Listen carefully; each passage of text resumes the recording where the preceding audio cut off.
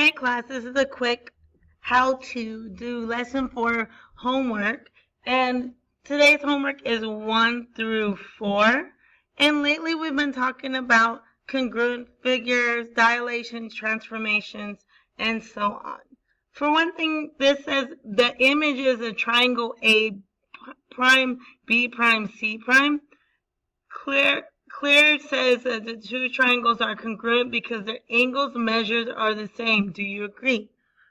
Congruency means that they're the same size, okay?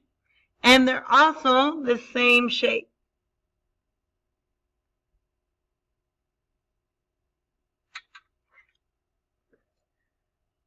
For it to be congruent, it needs to be that way. Are these the same size? Will the angles be the same? So you're going to answer this question using that reasoning and using this knowledge of congruency. For number 2, you are going to be performing the different dilations.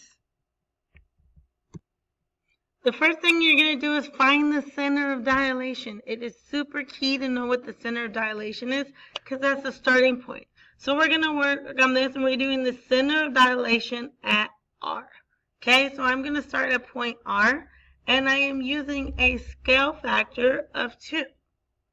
So from R, I go nowhere to get to R. So 0 times R will be, 0 times 2 would be 0. So R prime would be the same. The next thing I'm going to do is I'm going to count my points and I'm going to look at the direction I'm going. I'm going up and I'm going right. So for S prime, I know that I am going up and I am going right.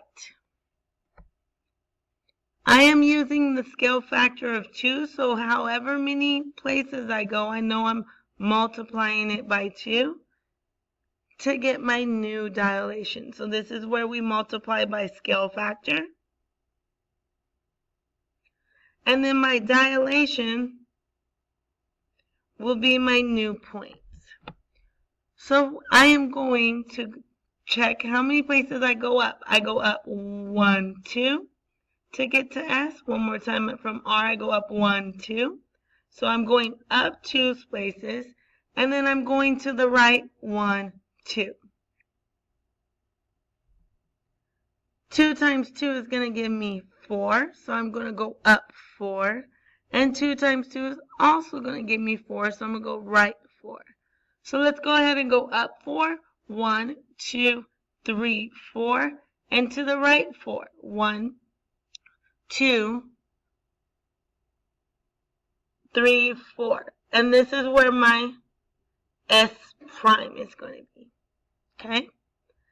Now for P, I'm going to do the next thing. This is just a system to keep track.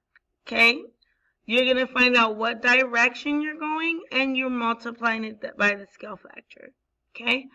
I am going up and to the left. So I go up 1, 2 and a half, and to the left 1, 2.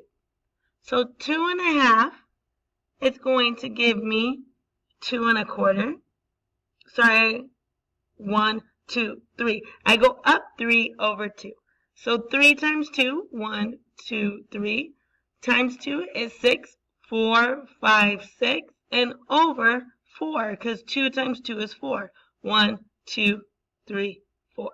And that's my new P. How did I do that?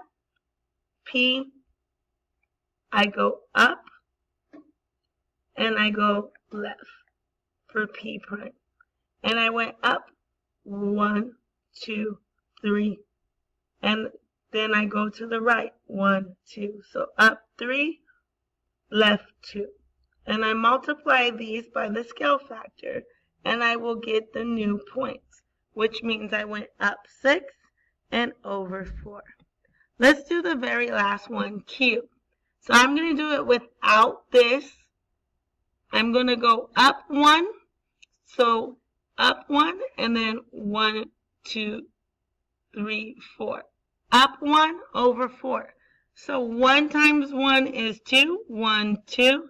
And 4 times 2, since I went over 4, I'm going to go 8. 1, 2, 3, 4, 5, 6, 7, 8. And I am going to write my Q prime. And I'm going to connect them.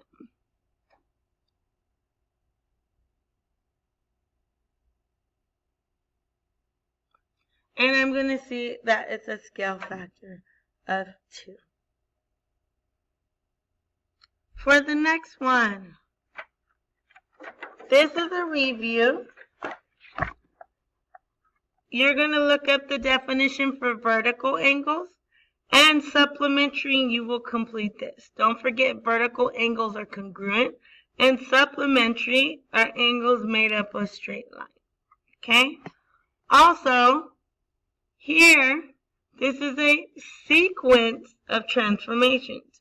You're going to tell me, what did it do? Did it translate? Did it rotate? Did it reflect? Okay, make sure you're specific. Did it translate? How many spaces? Did it rotate clockwise or counter? Good luck.